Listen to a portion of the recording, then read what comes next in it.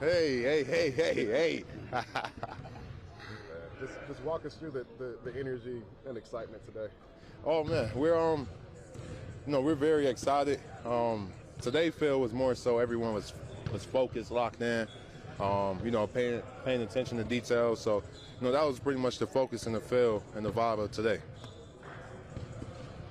We've talked all throughout this year about how you guys just don't really get the respect nationally. Mm-hmm. Knicks are a marquee brand, but there's always celebrities sitting courtside. Do you guys really enjoy the opportunity here to know that, hey, everybody's going to be watching what we do here? Of course. We're ready to show the world and, show people on that stage what Detroit basketball is about. How we play, how we operate, and, how we get it done. How much does it mean for you guys to, going into Madison Square Garden, you've already gone in there and won twice this season. What does that do for you?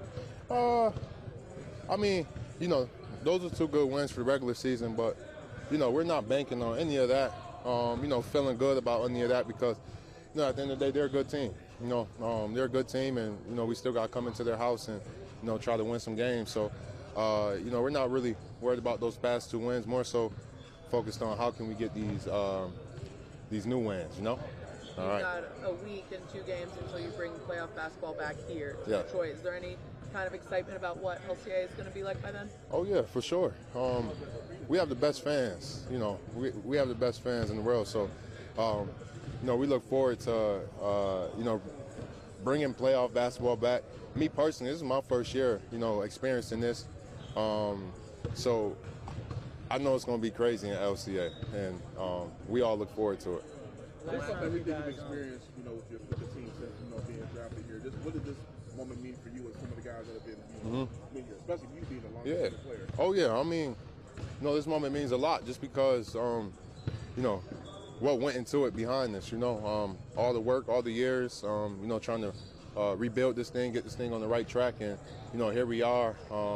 My 5th year into the league with the Pistons. We're playing playoff basketball, so it's a great feeling. When you go back and you take a look at the film, what are some of the things that you can take from the last time you guys matched up with the Knicks, especially with the defensive performance you did against Cade? Yeah. Well, we know what kind of game it's going to be. What we need to do, how we need to execute to win games. So, we go out there and, be who we are, be Detroit. I think we'll be just fine. The physical version of play, you guys, the identity you built, how does that set you up for success in play? Well, playoffs are when things get chippy. They let you play physical and, they're not calling as much. So, I think, that brand of basketball is perfect for playoffs. Isaiah, on that note, people know how you play, the Knicks know how you play. How do you draw the line between playing with your fire, your intensity, and making sure you're not alerted to things that could take you off the floor? Well, you got to walk that line and you can't cross it. So, like I said, it's my first playoff environment. So, I get to figure that out and get a good feel for that on Saturday when we face off. But even when you guys do get a little fierier, Tom Kors is quick to lend his support, and he likes to see you guys play this way. What does it mean to have the front office and guys like that support you guys going into this matchup? It means a lot. Having Tom Kors, the front office, back in the way we play, the kind of style of basketball we play, what Detroit is about, what we stand for. So, to have the front office and TG back that, it's a great feeling. You've talked about your affection and your respect for JB all season. Yeah. When he first got here, what did he do to kind of make that connection start? Well, being honest, and that's one thing I respect about JB is, he's honest. He'll shoot you straight. So, he came in the door shooting everybody straight, not selling no story. And, I respect that. And, I think that helped us all as a team. The lack of playoff experience for a lot of you guys, how do you think you'll handle that? How do you even know how to handle it if you haven't been so much? Well, that's the thing. I don't know what, I don't know what, what it's going to look like, what it's going to feel like. But I know we're not going to forget how to play basketball. We're not going to forget how to play Detroit basketball. And like I said, I think if we play our style of basketball in any environment, we'll be okay. Do you think that's a good thing, not having that experience? Like, you don't have any scar tissue built up. You're just going to do what you've done all year. Well, I mean, you can kind of argue, yeah, no, but I mean, at the same time, that's why, Trajan, did the job of bringing in some vets, who got that knowledge and who can share that knowledge with us and be right there with us while we're going through it.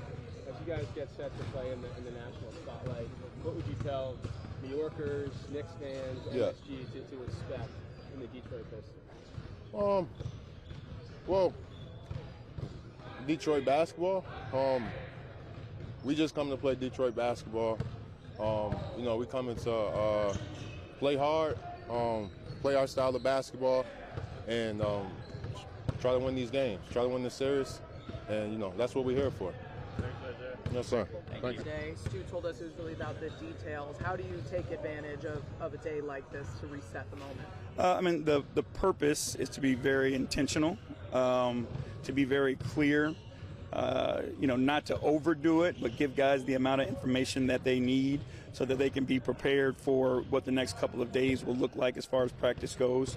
These sessions are going to be longer. Like, as coaches, we love this moment, the opportunity to, hone in on one opponent and take, multiple days to prepare.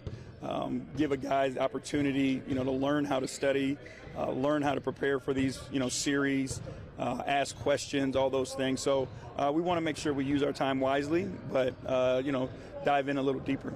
You said last week that you were hoping the Milwaukee 2 in a row got these guys, especially without playoff experience, in that playoff mentality. Do you think it worked? Yeah, I think we've had a couple of those situations where we've had Chicago back-to-back, Milwaukee back-to-back, where it gives you the opportunity to do those things. Again, take a plan, make an adjustment, go out and execute the plan. I think it was very helpful for our guys. You mentioned last week that it's, we were all kids and your parents would tell you things, but until you experience it, you didn't know. What can you do as a coach to kind of prepare them for the moment and while keeping their emotions, and manage? I think it all starts with your habits that you form from the very beginning of the season. And if you fall back on your training and fall back on your habits, you give yourself a chance. What you can't control is what it looks like where you're going. Playing on the road in your first playoff game, like, those are things that you can't control as a coach. Our guys will see what it looks like. We'll show them what it looks like. We've got video edits. We've got clips of, what the playoffs feel like, the things you can do more of and get away with in the playoffs and all those things. So we're going to give them as much information as we can to prepare them. But there's always that fine line of, like, we're not trying to create any extra anxiety either. And just being able to put them in positions where they can be themselves and go out and be successful. I know you've spoken a lot about just Cade's leadership and the way he's able to lead without leaving anyone behind, how empathetic he is.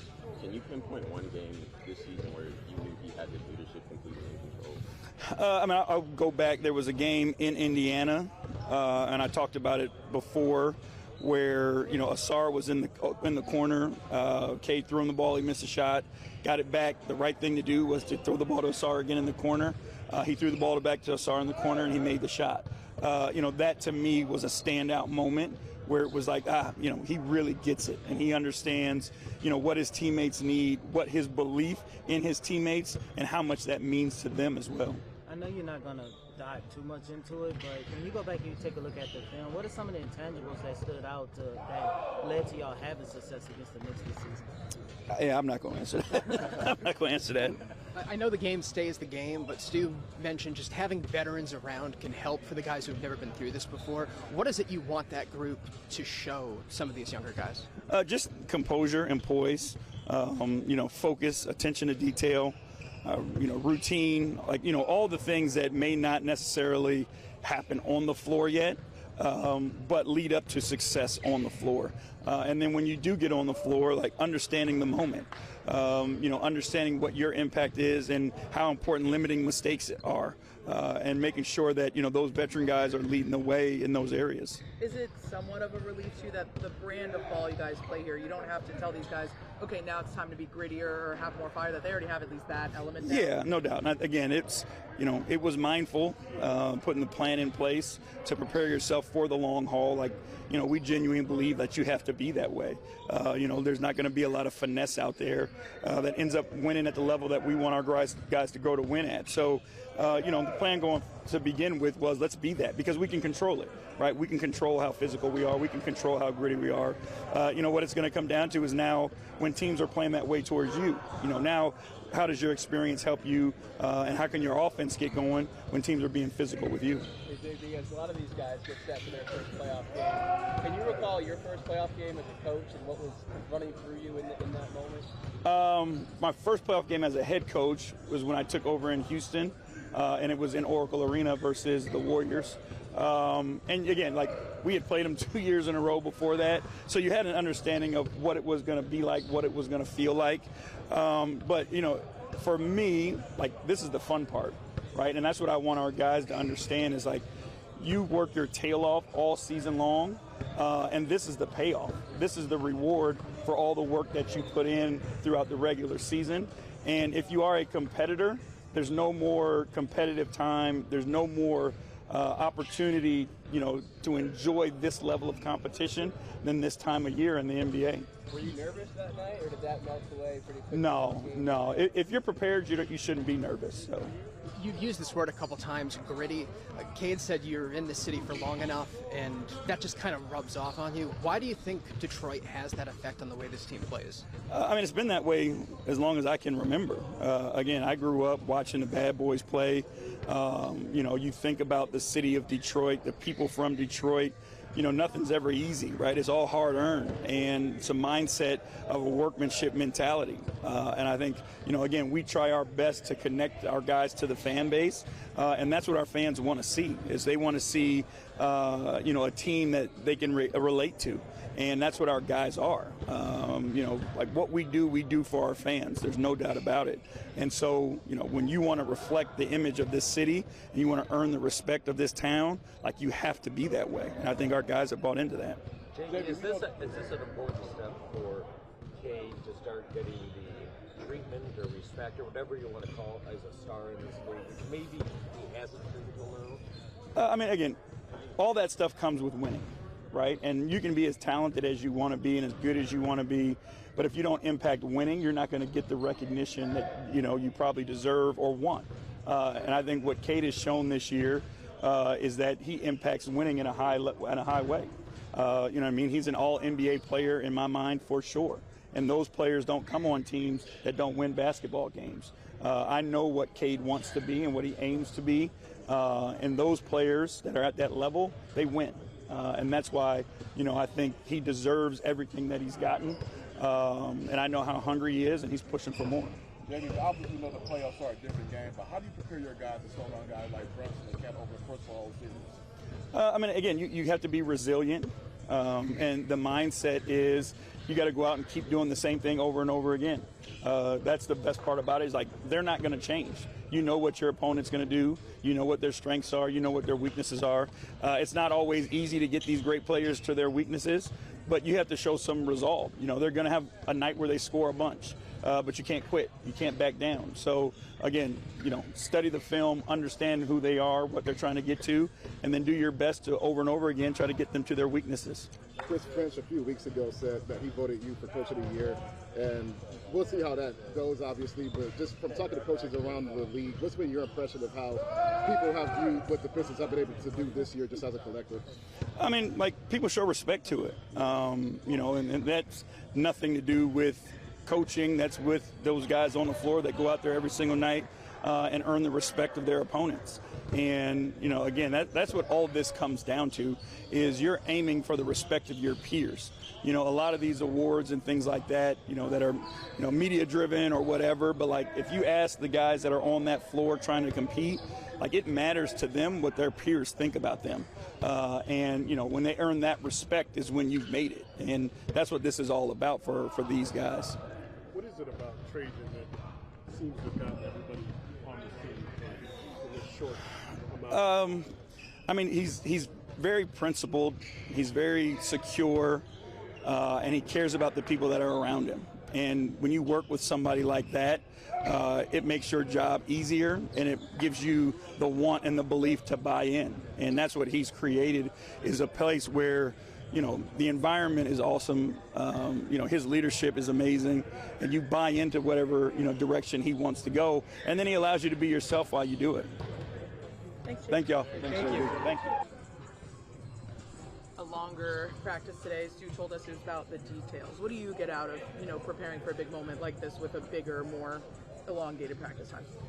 Yeah, just trying to understand who we're going up against as best we can, understand how we're going to do things, and be as prepared as we can so we can execute. What's the tone being set by your teammates, coming together? Just focus, doing what we've been doing all year as far as, the type of energy and attention we're going to bring to the game. We know it's going to be a dogfight, so just getting ready for that. You had really good success against them this year. Are you already anticipating what else they're going to do to give you new looks? Yeah, definitely brainstorming, having an idea of how they're going to game plan and switch things up. But once we get to the moment, we'll see and we'll adjust from there. But just trying to make sure we're as ready as possible for anything that might come. KJ, we have talked all season about your leadership and how you know how to lead without leaving anyone behind. Can you pinpoint? And essentially you've been the leadership in here. But can you pinpoint one game this season you felt completely in control of leadership? I try to play, I try to be myself every day, and I try to play as hard as I can and play to win. And I think my teammates respect that, and I think that's something that everybody wants to follow, is somebody that wants to play to win every time. So I don't think it's always about words, but more so just my approach to the game and how focused I am, things like that. And so I think there was some games early on. I can't really pinpoint a game. It's been 82 of them, so it's been a long season. And I've been trying to do it for years now, but there was definitely, a learning process earlier in my career, and now I think I'm starting to come into form for it. Speaking, just what was the feeling coming in? Monday traditionally for this team has been locker clean out, probably looking to, what your offseason is going to be. What was it like waking up Monday and knowing, you have like a reset period, but I guess did that excitement set in more and become a little bit more real the day after the season ended? Yeah, it's exciting. It's exciting watching the playing games. Yesterday, knowing we still have games to come. It's exciting. I'm looking forward to playoff basketball. It's something I've always dreamt of. So just trying to stay rested and ready to go. I know Cade, on that note, you've had a lot of practices here where there hasn't been much to play for this team, much to look forward to, I guess. Just how different did a practice like today's feel for you? Felt great. Like I said, it's exciting. To lock in on the single opponent and, get ready to win 4 games. It's exciting. I think we're all hungry and locked in on what's to come. I know growing up in that Dallas area, I know you probably watched a lot of NBA basketball. Was there a particular series that kind of like stood out to you growing up in that area? Yeah, watching Dirk against like Kobe, watching obviously the Thunder matchup, watching the biggest one is that Heat won championship. There's a few of them, but just watching. Dirk and the Mavs, like, get to it. I have a lot of memories of that for sure. Have you visualized what your first playoff game will look like and feel like? Do you have an idea of how different it will feel? I've played in the Garden. I know what the Garden feels like, and so I'm going in there with an open mind. I'm not shying away from anything. I'm not blocking out any possibilities, but at the same time, I've played there before. I played the game before, and I think I have everything that it takes to do what I like to do on the court. So we'll see when we get there, and I'm ready to go. What about a week?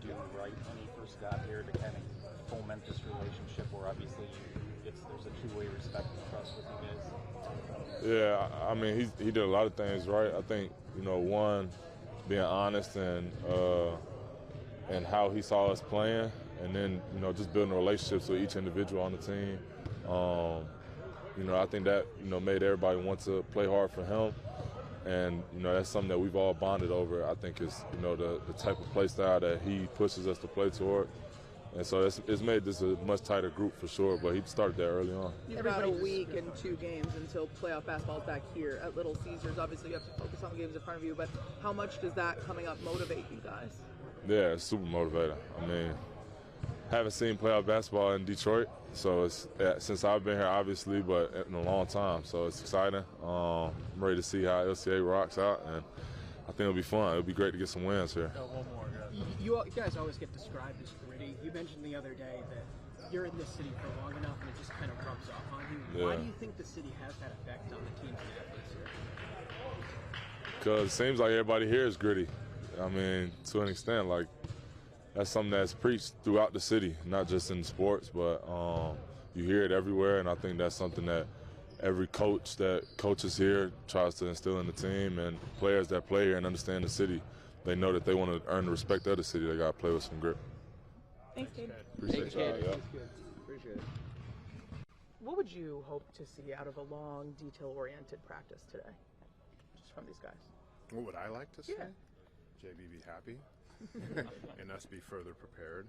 We have two, light day of prep yesterday, a little bit heavier. We'll go a little bit more live tomorrow from what I've heard, but as long as he feels that we're on the road to preparation for game one in a tough physical series in a hostile environment, then I'm happy. So of course this season being a historic one for the Pistons, I guess just what's been the feeling for you this week, seeing just what the organization has been able to achieve in a year and be in this spot now? Yeah, I said something to somebody the other day that this still feels a little bit surreal, given, I always look at that area over there as the area that I did the press conference, early last June. So to be here after I told everybody to stay patient is pretty funny. So I hope that doesn't change people's mindsets going forward. But it's been an incredible year. So happy for the players. The coaching staff has put in hours of hard work getting these guys to where they need to be. But honestly, the organization, the fans, and the city of Detroit deserve this, and they've been waiting for this. So I'm happy for that and excited for our guys for the series. When Tom was in last week, I asked him what about you gave him confidence because of all the critical decisions that were on your plate when you got there, and you had been in that ultimate decision-making chair, and he said, basically, he said the thoroughness of the vetting process, that you had so many interviews and you knew you were ready. What about that, your interaction with him made you believe that he would be a good partner for you as you embarked on all those decisions? I think the way that I kind of sold my vision of the organization and how I saw our road to success, he asked me some really good questions and never batted an eye on his non-belief in me, and we had some pretty candid conversations about not only the team but also in life and who I am as a person and what my character is, and I've known from the past in asking questions and also how much he puts into this team, how much he believes in it, how passionate he is, how much he's willing to invest, and how much he loves the city of Detroit as well. So I think all those come together and made me think that this could be a chance where we could find some success together. So when you looked at that plan and you told everybody to be patient, clearly we've reached success maybe earlier in different ways than you originally had outlined and planned as a responsible executive. What has gone better than what you originally foresaw? I think, when you have three coaches in 3 years, it becomes difficult for players sometimes to embrace what they're being taught, what they're being asked to do, because it's a lot of times the third completely different system on both sides of the ball that they've been asked to do, and sometimes to pick that up and to embrace it can be a challenge for an entire group. And I think the quickness that as a group they were willing to embrace what JB was asking them to do probably something that surprised me. I knew we had a lot of talent, but at the end of the day we had to learn to embrace each other and learn how to execute on both ends of the floor to win games at the ends. It's one thing to be close, it's another thing to execute and actually put a mark in the win column. So for us to be able to do that and start doing that as early as December was much earlier than expected, but then just to prolong that, we were able to keep getting better and better and better as the year went on, and that's one thing that we wanted to do, as I said early, be better in December than we were in October, and then be better in March than we were in December. So I think that's one thing we did do. We're a lot better than I expected. Can you put into perspective how decision-making and expectations have evolved from the first day you showed up here? Yeah, I think the biggest thing was around trade deadline. We had an internal dialogue about what direction we're going to go in, probably mid-January in our first prep meetings, and there was let's assess and see where this team goes within the next 2 to 3 weeks, and that'll allow us to see what path we're going to take. We'll go one direction or another. We'll get better, we'll get worse, and I told our group if we get better, we're going to lean towards continuing to get better and support these guys with a player that can help instead of maybe go another way and make different decisions. So I think that was around the time that kind of we pivoted in terms of our mindset and tried to attack getting better. Trajan, JB has spoken all season about just the leadership that Cade has and his ability to bring people with him, his empathy. Can you speak to just how you've seen his leadership grow this season? Yeah, he talked about it a lot last summer when I first got the job, and we had some long walks early on. He asked me some pointed questions about who I was, what I believed in, what I wanted to do here, what my philosophy was, and we agreed to disagree on some things pretty early on, but I knew at that point that he really cared and that leadership was important to him to keep growing as a leader. And you know what, he talked about it, now he showed it, and you can see it every day in his approach on the court and the way that he talks to guys, whether it's being empathetic or whether it's being challenging. And he's done it both ways, and I think at the age he's at in his fourth year in the league, it's pretty impressive what he's been able to do from that standpoint. You've gone after a couple jobs like this before. Is it also validating to I mean, I'm competitive, so I think validation is not the word. I think I'm more than anything, I'm happy. I do this job as a challenge, but I do it to try to put everybody else in positions to be successful, honestly. So from that point, it's validation, just because that's what I want our organization to be about. I want myself and our staff to be about, is making everybody here better and creating an environment where they feel like they can be the best versions of themselves. So from that standpoint, it's validating. Do you have to resist the temptation to not look at this playoff as gravy now, house money, you've done things nobody expected? Is there a temptation to think, or do you have to fight that? Because I assume you probably don't think of it that way, or maybe you do. I don't think so. I've been in organizations that have won championships. I won championships myself as a player. So for me, is this something that we didn't expect? Yes, but now that we're here, we're competing, to beat the Knicks. We know how difficult it's going to be. They're a very good team. It's a difficult environment. They expect to come in and beat us, and so we know it's going to be difficult. But our job is to prepare in the best way that we can. To combat that, give a fight, be competitive, and hopefully come out of the series as winners.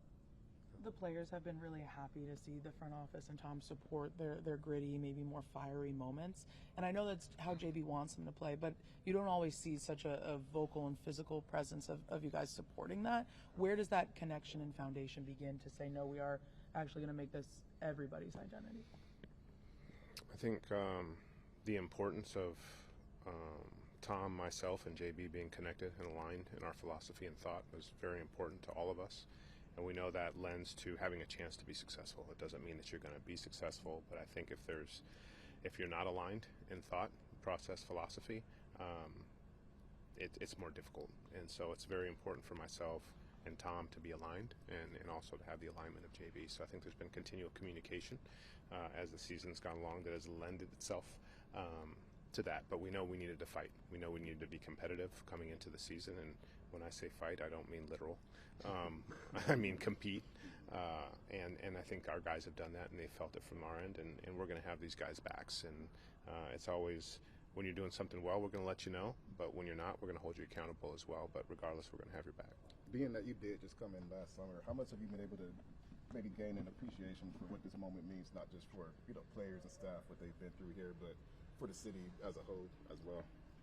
Yeah, I think from the moment I came in, the city, the fans have always been supportive of my family and I. I think they've been anticipatory of what I'm going to do and how we're going to be. But I think the whole time they've been supportive, and as we've gotten better, their support has continued to grow, and they've been vocal about it. Whether I'm, walking on the street in the neighborhood, or they see me on the road, Detroit fans, in other arenas, they've been incredibly proud supporters of the Pistons. So that always feels good. But I think as trade deadline, we come out of that, and then we start winning some more games and make a run at the playoffs. You can feel it in LCA. You can feel the energy. You can feel fans getting there earlier and being louder. So it's been a lot of fun, and I think all of us appreciate the support from the fans and from the city. What has that been like from your perspective to see the growth and the love from the fans grow throughout the season? Because Coach J.B. Bickerstaff always alluded to the first preseason game, like 3 minutes in, Yes, he was hearing boos in it. We all did, right? It's something hard to forget, but when it happened, it was understandable, right? I mean, we were getting shell-shocked by a really good team, and it probably was, had memories for a lot of fans from what happened last year. So we knew it would be a climb, we knew it would be a build, but it's incredibly gratifying to get to this point after a lot of the hard work. And all 30 teams work their butts off, right? And in terms of preparation every day and in the summer and throughout the season. But sometimes there's some luck involved and things don't turn out. And for us, our group has really come together in a winning way, in a way that they've been incredibly supportive of themselves, and they enjoy coming to work every day. So for us to see that from the city, to us, it means everything. And going into postseason, it's going to mean a lot to have support from those fans in there and have a rockin' LCA. Specifically with Durham, where have you seen the growth this year? JD's been big time. I think in the first 25 games is one piece, and in the last 55 games or so is another piece in his season. So I've been very happy for him and decisions he's made to get himself to that point where he's locked in and he's said, I'm going to do these things at a higher level to really impact this team. You'd have to ask him what those things were to get him to that place, but there's been a dedication, a commitment, and professionalism. Not that he wasn't, but there was an uptick to it. And I think when you put in the work and you have the focus and the determination and you take it to another level, a lot of times you are going to see it and how it's impacted between the lines. You brought up the trade deadline. Has proven itself to this city all season long with a chance to play a marquee opponent in the national spotlight. What do you hope the rest of the country, the rest of the NBA learns about these Pistons? You got to give me a second to focus with that hat you got on. Oh, I see. Ask the question again, please. Just what do you hope the rest of the NBA, the rest of the country learns about these Pistons in this national spotlight season? Yeah. Look, I talked to a couple guys earlier in the season about what I hope that they could have happen, and during the course of this season is, I think, when teams look at their schedule early on and you see the Pistons going into this season, you're like, oh, I circle that as a win. I circle that as a win. These are 2 or 4 wins that we're going to get. And I wanted other teams to understand by game 20 or game 25, no, that's not just going to happen. You better bring it to get that W. And then sometimes even when you bring it, you're still not going to get that W. So that was what I hoped we could get to and that our players could feel from the other teams, from the opponents. And so we're going to get the Knicks' best shot. They know that we're competitive. They know that we're going to bring our best shot against them, but they're a really good team. They're battle-tested, they're experienced, and we know that we're going to get their best shot too. So regardless, it'll be a great learning experience for our guys, but we'll be ready to go, knowing it's going to be a tough team and in a tough environment. You've brought up the trade deadline a couple of times. Dennis Schroeder, obviously the key piece of that. Can you give us some context for what it is that he's done to meet your expectations and why he's made the difference he has? Yeah, obviously we just talk about experienced and battle-tested, and sometimes it's where you play the basketball around the world, and he's done that in an international stage as well as an NBA stage. He's played in the playoffs, but you're talking about like playing in Olympic medal games and Eurobasket games and being the head of the snake for his German national team for a long time. Those are pressure-packed environments and pressure-filled games where you're representing your own country. So for him, these regular season down the stretch games are nothing in terms of a pressure and an anxiety-filled moment. So I think he's brought a level of calmness to our group in terms of his approach. He doesn't get rattled on the floor. As you can see, he's had an incredible assist-to-turnover ratio in terms of getting us in the offense, making the right play, not being scared to take the big shot or defend a big-time player at the other end of the floor. But he's coming here with a great, unselfish mindset, team-first mindset, and just trying to help this group, especially the younger players that haven't played into games that are meaningful after March and especially now postseason. So he's been a huge impact from that vet experience standpoint. At your introductory press conference, you said that when you guys win, you want there to be a celebration, but at the same time, when you lose, you want there to be a sense of pain. How has that ideology, shaped the season? I don't even remember saying that, but it's funny you say that because when we do win games, I'm sure you've heard all the music being played, and it sounds like a rock concert sometimes in our locker room, which is a lot of fun to see, and I think our guys have a lot of fun with it. But at the same time, when we do lose, we lose together, and JB's been on point with his messaging all year on whatever our guys need to hear after those losses, and to learn from them and bring them together and then get better for the next game. Don't dwell on them, but we're going to learn and get better, and I think that's what we've done, and it's really helped in our success this year. Thanks, Trajan. Thank you, guys. Appreciate it.